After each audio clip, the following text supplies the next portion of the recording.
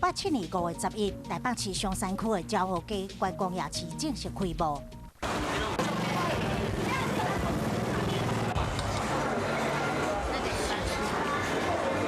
民国70年代，台湾因为都市发展双东区，因此松山区就无遐尼闹热啦。昭和街观光夜市成立，嘛，互附近的住户拢表示，希望会当借此吸引更较侪观光客，互昭和街夜市成做国际级的观光夜市。